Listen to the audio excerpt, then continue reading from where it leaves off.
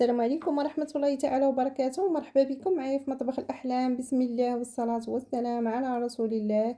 اليوم إن شاء الله غنشارك معكم أحسن طريقة وأسهل طريقة تحضير الدنجال مشرمل في الكوكوط. كيجي أكثر من رائع، كيجي لذيذ بلا قياس، ما تشبعوش منه.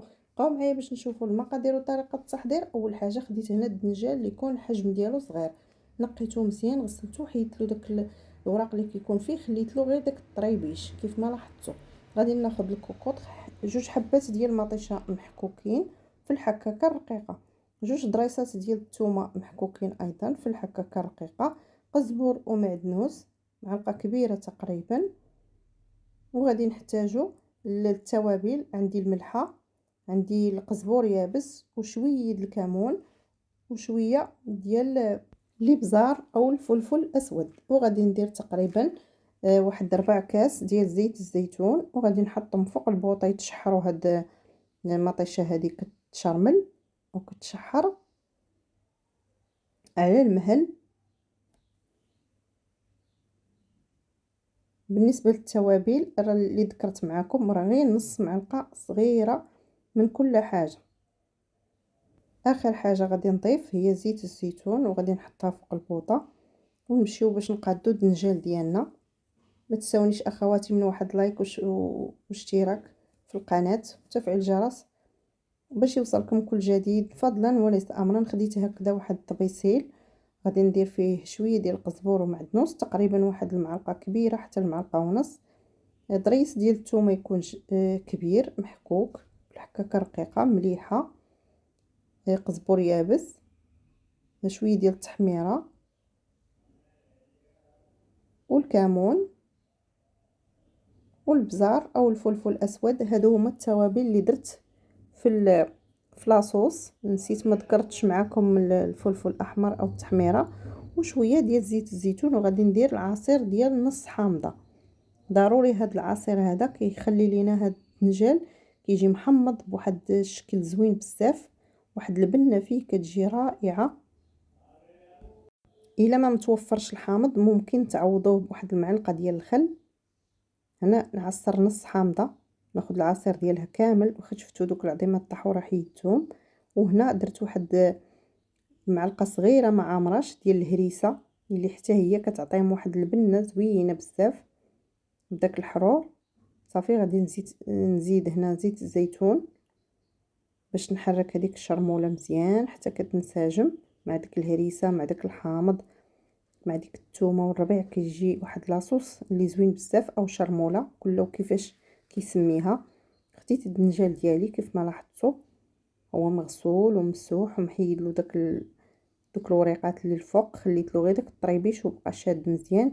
غناخذ الدنجاله كنحيد لها داك الراس الاولاني وكنقسم هكا على 4 وكنحط. الطريقه راه واضحه، هانتوما طريقه سهله. الدنجال ديالكم صدقوني كيجي رائع وكيجي بنين ما تشبعوش منه. بالنسبه تقدموه مقبله مرافقه للاطباق ديالكم، كيبقى معكم مده طويله في الثلاجه، ما كتوقع عليه حتى شي حاجه، بالعكس عاد كيبنان. يمكن لكم تاكلوه سخون ولا بارد كيف ما بغيتو. هنا حليت لكم وحده باش تشوفوا كيف كيكون من الداخل. هاد الدنجال اللي كيكون صغير كتعزلوه يكون هكذا رطب وخفيف باش ما تجيبوش داك الدنجال اللي فيه الزريعه كيعطي هكا المروره وما كيجيش بنين في الوصفات. دائما تنعطيكم هذه المعلومه، يمكن ما كتنتبهوش ليها. صافي وغادي ناخذ الدنجال وغادي نعمرو بهذيك الشرموله بهذه الطريقه هذه اللي غادي تلاحظوا معايا. هانتوما كندير شرموله لداخل وكنحاول نمشيها في هذيك الدنجاله كامله. هانتوما هكا كنحطها الوسط وكنحاول نمشيها في الدنجاله من الفوق حتى لتحت بالمعلقه. الا لاحظتوا راه ما درتش ايدي نهائيا، هانتوما غير المعلقه باش كنمشي ديك الشرموله في الدنيجيلات كاملين. كيجي لذيذ ما كيجيش حار، واخا درنا فيه داك الهريسه. تقدروا تعوضوها بالسودانيه مطحونه. ثم غادي نكمل ونرجع معكم ان شاء الله. ما تمشيو فين. من بعد ما كملت الدنجال كامل شرملته بهذيك الطريقه اللي شفتوا معايا. هنا المطيشه كتشحر، غادي نزيدوا ليها شويه د الماء باش هكذا ما كتحرقش.